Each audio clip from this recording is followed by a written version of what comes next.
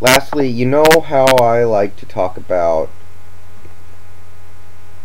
history in the making when it comes to some seasons. Like, I like to witness these great seasons that will go down in NFL lore as one of the greatest seasons at that position of all time. So, I did my research on some seasons that have a chance to be like that, and here's some things that might be fun to keep an eye on.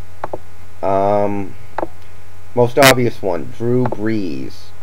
At the rate he is throwing, he's going to break Dan Marino's single season passing yard record by like 4 yards at 5,088 or 89. So obviously the Carolina game knocked him off a little bit, but if New Orleans continues to find themselves in situations where they have to pass it and pass it a lot, and if Brees continues to have the magic touch on his deep ball, absolutely, it could happen. Brees was on pace to break it by like 300 yards before the Carolina game, by the way. What else we got?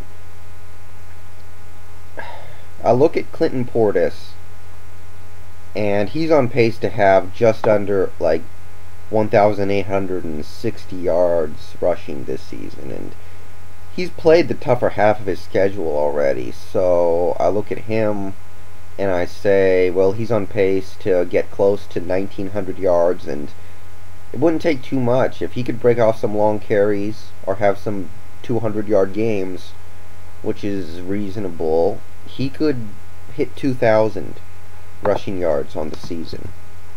And that would definitely be some good history to witness, because a 2,000-yard rushing season, how many times has that happened before? I think like 3 or 4, five. Davis, Dickerson, Lewis, Sanders, Simpson. So if he could break 2,000 yards, that would be pretty extraordinary. That's some history in the making we could watch. Brandon Marshall, 49 catches in 6 games. Remember, he got suspended for the first game. He missed the first game, and he still got 49 catches. Now, at a rate of 49 catches over 6 games, divided by 6 times 15, since he's only going to play 15 games this year, that's 123 catches.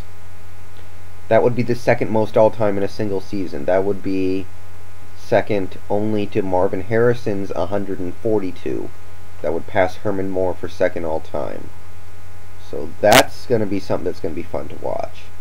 One that's not getting a lot of attention right now is Andre Johnson, who's leading the league in yards per game with 105 receiving yards per game, and at that rate he would end up like 7th all-time in single season receiving yards. And because the Texans are not a very good team, he's not getting a lot of credit for that. But if he keeps this pace up, he should, looks like, wind up about 7th, maybe 6th on the all-time single season receiving yard list. So that's also something you got to think about. And finally, one that I think is really getting overlooked, because I like the tight end position. I really do. I think its evolution in the NFL has meant a lot. So, Jason Witten, tight end for Dallas. It's been a rough time for Dallas, but he's averaging, now let's see, 45 divided by 7. Well, he's averaging close to a little over 6 catches a game right now. And at the rate he's going, he's going to have 103 catches at the end of this season.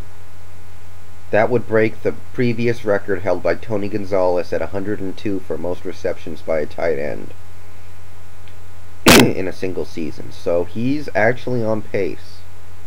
Jason, also on the note of Jason Witten, he's on pace to fall short of Kellen Winslow's single-season tight end receiving yard record. He's on pace to end up with like 1,253.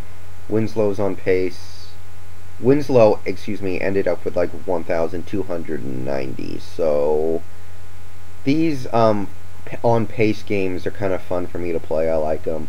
So if Witten can add just like 6 more yards per game for the rest of the season. Right now, he's at 77. If he can take that up to like, 83, 85, somewhere up there, or maybe just have one big game where he has like 200 yards somehow, that would he'd probably have the best season in tight end history in terms of purely being a receiver with 103 catches and 1,300 yards. So that's one other thing that I think we should all keep an eye on, because I like to see history. Last year it was Brady and Moss having the legendary season. Breeze had one that was, pretty much up there, that got overlooked a little bit, etc., etc.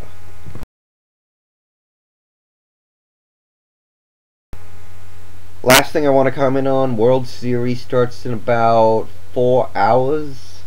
The Rays pulled it off, man. Great pitching effort. David Price coming up big when they needed it. Very, very cool stuff right there. Like I said, that's not easy to do. When you get the wind knocked out of you like Tampa Bay did, it's not easy to bounce back, but they pulled it off. So big ups to them. And as for this series, rooting for the Phillies, but I got a feeling about the Devil Rays. But anything can happen. You can't script October, right? Okay, that's about all I gotta say, so I'm out. See you guys later.